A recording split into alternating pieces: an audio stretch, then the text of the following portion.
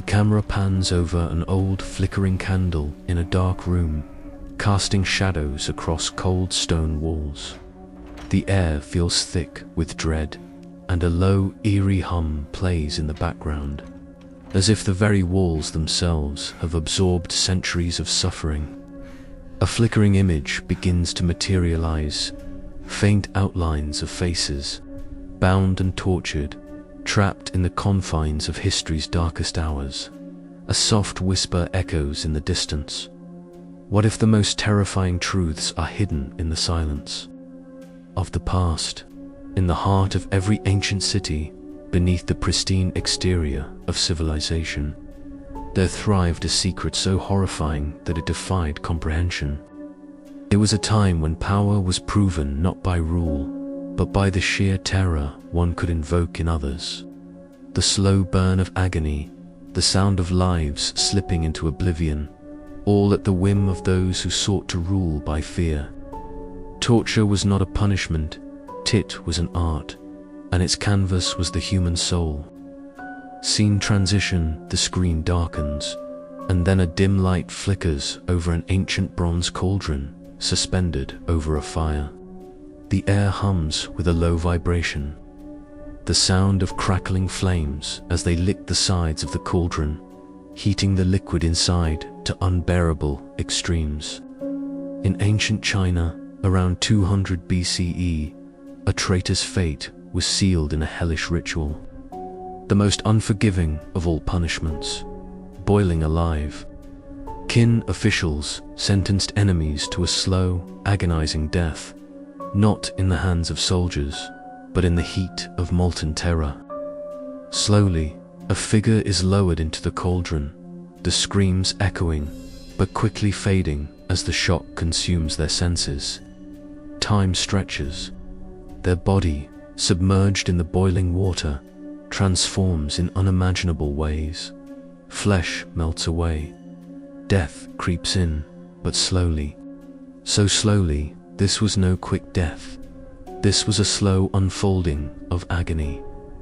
The screen fades to a darker scene in a courtroom from the 1500s. Cold and unyielding, the faces of men in power, stern and unforgiving. In the year 1531, the English Parliament, under the reign of King Henry VIII, enacted a law so grotesque it would send ripples through the ages. Poisoners were to be boiled alive, a method of punishment so severe it left an indelible mark on the minds of those who witnessed it. The law remained active for a staggering 9 years, a chilling testament to the control that fear could command. The punishment was never swift. The flames rose slowly, burning the skin, but not ending the life. Instead, the executioners watched, their faces impassive as the victims writhed, their bodies cooked at a pace designed to make terror linger in the air. Scene transition, the camera shifts to a long, ancient hallway.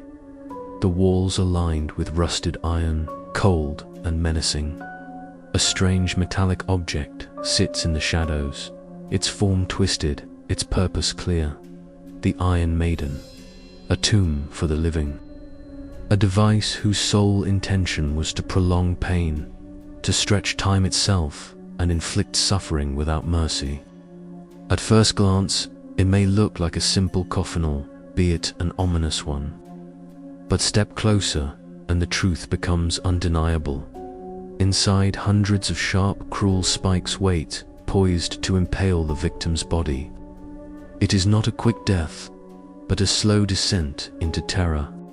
The spikes are carefully placed, not to kill immediately, but to ensure that the suffering lasts longer. Every shift in the victim's body forces the spikes deeper into their flesh. The pain is unbearable, but not swift. It is a drawn-out agony meant to break the spirit, not just the body. The camera lingers on the device, the polished iron gleaming in the faint light, a testament to human cruelty. The spikes are designed not just for pain, but for terror. The body is not killed outright, it is left to bleed, to writhe, to experience every second of its own destruction. In medieval Germany, this device was used to extract confessions from prisoners, forcing them into agonizing, mind-breaking pain until they begged for mercy. One man was said to have endured the Iron Maiden for over 18 hours, his body pierced by metal, but never allowed to die quickly. His suffering stretched time into eternity. Scene transition: the screen shifts to a darkened chamber, the air thick with the smell of sweat and fear. A chair, seemingly innocent, sits in the center of the room. The Judas chair.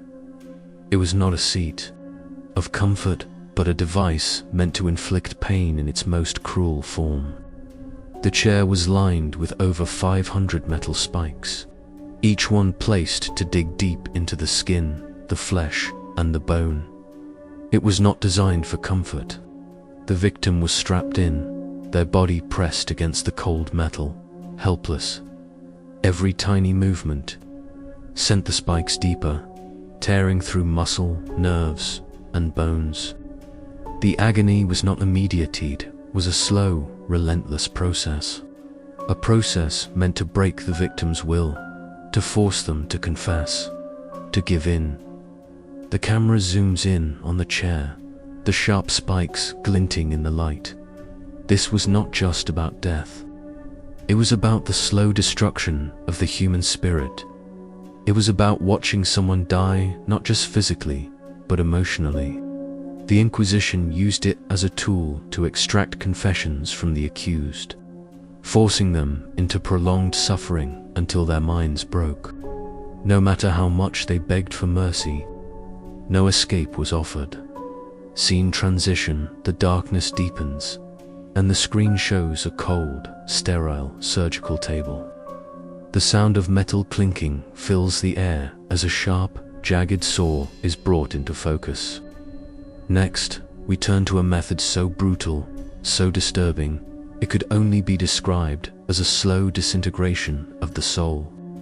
In medieval Europe, victims were tied upside down and sawed in half from the groin down. The saws used were jagged, intentionally dull, designed to make the process last longer. The pain was excruciating, but it was the delay of death that was the real torture. The saw cut slowly, intentionally, forcing the victim to endure pain while they remained conscious. The screen flickers briefly, showing the horrific image of a victim, blood rushing to their head as the saw begins its grisly work. The executioners knew that by cutting from the groin down, they ensured that the victim's brain would remain conscious as long as possible. The process could last up to 5 minutes, an eternity of suffering before the victim finally succumbed. The camera fades in from black, revealing a damp, darkened stone room, its air thick with the remnants of ancient suffering. The sounds of dripping water echo off the walls, almost synchronized with a low, trembling hum. Shadows flicker, and there, in the distance, a cold, twisted iron device stands ominously. This is where the past still whispers, where torment was crafted not just to punish, but to erase identity, to break the spirit long before the body succumbed to its fate. Welcome to the heart of terror. Welcome to the forgotten corners of history, where human ingenuity was twisted to invent methods of cruelty so grotesque they would be buried, only to rise from the dark. Forgotten pages of history. Scene transition: the screen flickers momentarily, revealing an unsettling image: an iron contraption, its shape familiar but chilling. The pair of anguish, a device designed to rip apart the most delicate and intimate parts of the human body. In the quiet chambers of medieval Europe, this instrument of agony was used to exact the most brutal punishment. With a shape deceptively simple, the pair's true horror lay in its functionality. It was not meant to kill quickly, but to stretch the agony of the victim, forcing them to endure unimaginable pain. Inserted into the mouth, the rectum, or the vagina. Depending on the crime, the pair opened with every twist of the metal screw. As the torturer turned the crank, the device slowly opened, tearing flesh, muscle, and bone with an almost perverse precision.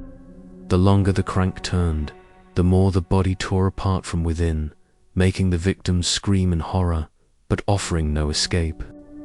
This device wasn't just a tool for torture.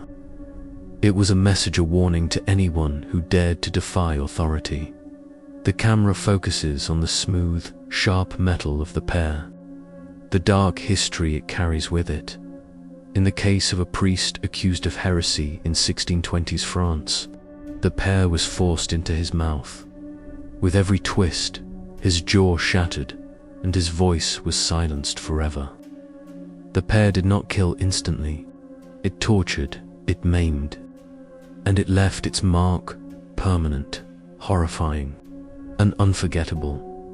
Scene transition, the darkness deepens, and the screen fills with an image of a wooden table, its surface stained and worn by centuries of use. Above it, a metal bucket rests, casting shadows across the room. But within the bucket, something stirs. Imagine the horror of being tied to a table, the only thing between you and the unknown terror being a metal bucket. Inside, a rat, hungry, desperate, and terrified of the heat, is placed. The torturer, with cold indifference, lights a fire beneath the bucket, and the rat, frantic with fear, begins to claw its way down. But there is no escape. The only way the rat can escape the heat is by burrowing through the victim's flesh, tearing through skin, muscle, and internal organs. This method of torture, known as rat torture, was used in parts of Europe and even as far away as ancient China. It wasn't fast. It wasn't about killing instantly. It was about prolonging suffering until the victim could endure no more. The camera lingers on the victim's face, frozen in terror. The sounds of the rat's claws scraping across the flesh, filling the air. The most notorious use of this method came during the reign of Derek Soy, a Dutch rebel leader who used it against political enemies. The victim's screams were so loud, so deafening, that guards had to gag them to silence their torment. And this wasn't a singular case. Rats were used as tools of control, tools of fear. They were the perfect instrument of horror. Scene transition, the camera moves to a darkened space. The faint outline of a cradle just visible in the shadows. A slow, rhythmic creak breaks the silence, as if the chair is rocking back and forth, slowly, gently. But this is no cradle meant for a child. This is the Judas cradle, a device designed to shred the human body with gravity's cruel help. The cradle looked deceptively simpler, wooden structure with a sharp metal pyramid at its center. The victim was stripped naked and tied with ropes, their bodies slowly lowered onto the cruel point. The pyramid was aimed precisely at the most sensitive parts of the body, the anus or vagina, and the victim's weight slowly forced it deeper and deeper with each passing second dot. At first, there was no blood, only unbearable pressure. But within minutes, muscles tore, nerves split, and internal organs shifted. The body was slowly destroyed from the inside out, not by sharp edges or violent cuts, but by sheer weight and pressure. The victim's screams would echo, but the pain never stopped. The camera closes in on the slowly rotating pyramid, its sharpness cruel and methodical. During the Spanish Inquisition, the Judas cradle was used to purify souls, to extract confessions, to force obedience. It wasn't just about pain. It was about fear. It was about control. And it was never quick. The torture could go on for days, as the victim's insides were slowly torn apart. Scene transition, the screen flickers to black. then slowly fades to reveal a dark silhouetted figure kneeling, their hands bound behind their back, their face grimacing in pain. Behind them, a heavy metal door swings open, and the sound of chains clinking fills the air. It is the sound of something dark, something unspeakable. The breaking wheel. Imagine being tied to a massive wooden wheel, your body stretched in unnatural positions. The wheel isn't just a symbol of execution, it is the method of destruction. The executioner approaches, his iron hammer in hand, and with each blow, a limb is broken. The wheel is designed to cause maximum pain, to break every bone without touching vital organs. The victim remains conscious, feeling every snap of their bones, every crack of their joints, but unable to escape. The camera focuses on the wheel, its size and weight overwhelming. A terrifying reminder of the public spectacle that these executions became in 18th century Germany. A man named Peter Neers was accused of murder and cannibalism. He was broken on the wheel, his body receiving 42 fractures before he died.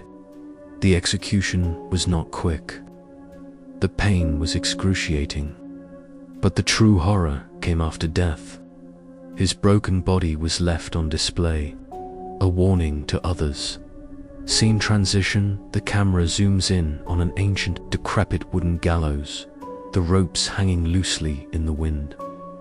Beneath the gallows, the earth is damp, the air thick with an unsettling stillness. The world grows silent as the ground beneath seems to crack open, revealing an ancient ritual of terror. Scaphism in ancient Persia. This method of torture was designed not to kill quickly, but to prolong suffering until the very soul was broken. The victim was placed between two boats, their head, arms, and legs exposed to the elements. They were force-fed honey and milk, and then left out in the sun, covered in honey. The bugs, ants, flies, maggot sand, they feasted. The victim was powerless to stop it. They were left in their own filth, a living buffet for insects, as their flesh was eaten away piece by piece. It could take days, sometimes even weeks, for the victim to die. In one horrific case, a soldier named Mithrates endured the torture for 17 days before finally succumbing to death. His body unrecognizable, the camera shifts to a close-up of a victim's face, eyes wide with terror as the insects crawl over their skin. The faint sound of buzzing fills the air. This wasn't just about death. It was about making the victim suffer in ways that words can hardly describe. It was about breaking the spirit long before the body gave up. This was the true meaning of terror. Closing scene, the eternal echo of suffering. The screen fades to black, the silence growing deeper as the final image lingers, a faint silhouette of a human figure, broken and bent, still standing. The camera slowly zooms in on their face, but it is obscured by shadows, the scars of 1,000 tortures etched into their skin. And so, we are left with the echoes of these forgotten horrors, etched deep into the bones of history. These methods of suffering were not just about death, they were about sending a message that would last long after the screams had faded. The camera slowly pans out, the flickering candle in the dark room now extinguished, leaving only the remnants of a haunting silence. This is the darkness we hide from, the terror we dare not confront. But now you have seen it, you have heard it, and it will stay with you. Because some stories, some histories cannot be buried. They are written in the blood of those who are lost, their voices forever silenced in the shadows of time.